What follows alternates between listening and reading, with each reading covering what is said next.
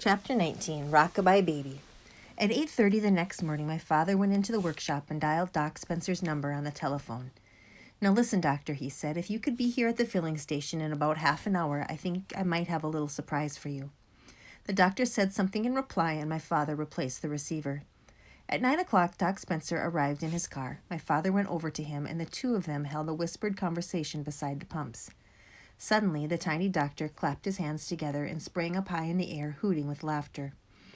"You don't mean it," he cried. "It's not possible." He rushed over to me and grasped my hand in his. "I do congratulate you, my dear boy," he cried, pumping my hand up and down so fiercely it nearly came off.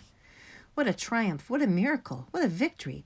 Now why on earth didn't I think of that method myself? You are a genius, sir. Hail to thee, dear Danny, you're the champion of the world." "Here she comes," my father called out, pointing down the road. "Here she comes, Doctor." "Here who comes?" the doctor said. "Mrs. Clipstone." He spoke the name proudly, as though he were a commander referring to his bravest officer. The three of us stood together beside the pumps, looking down the road. "Can't you see her?" my father asked.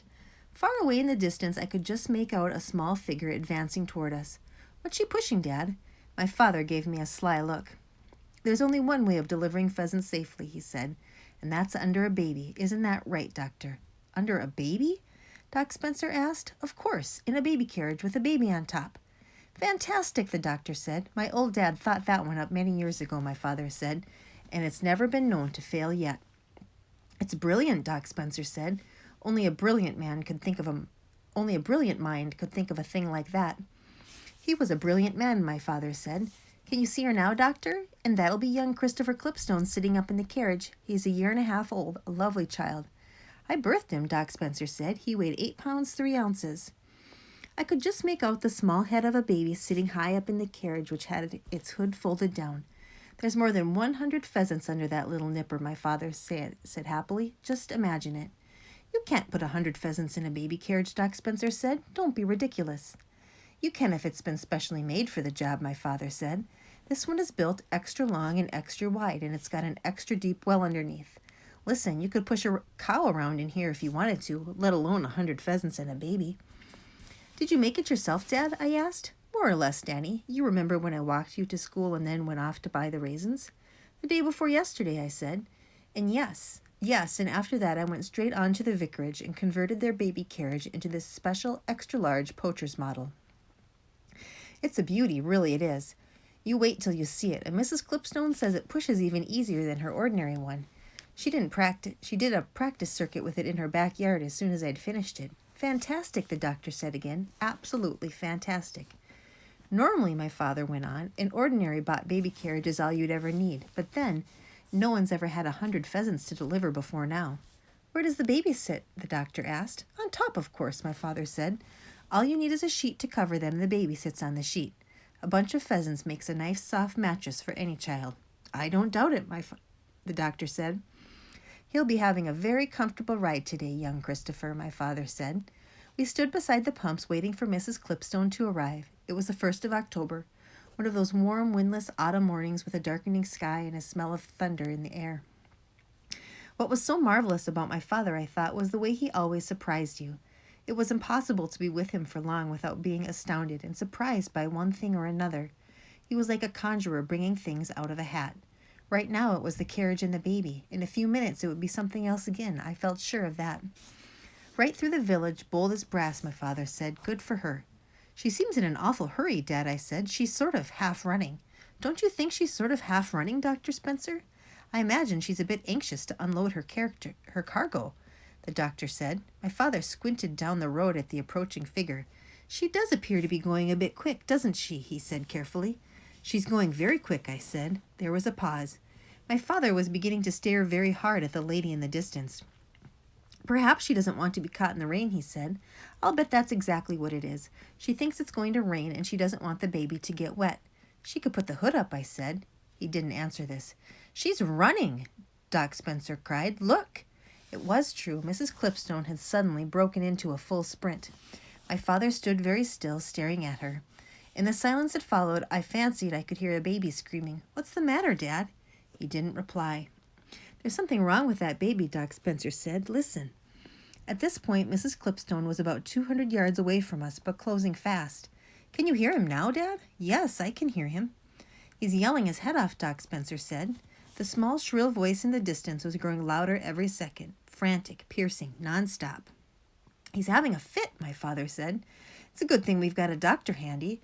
Doc Spencer didn't say anything. That's why she's running, Doctor, my father said. He's having a fit and she wants to get him in here quick and put him under a cold faucet. Some noise, I said. If it isn't a fit, my father said, you can bet your life it's something like it. I doubt it's a fit, the doctor said. My father shifted his feet uneasily on the gravel of the driveway.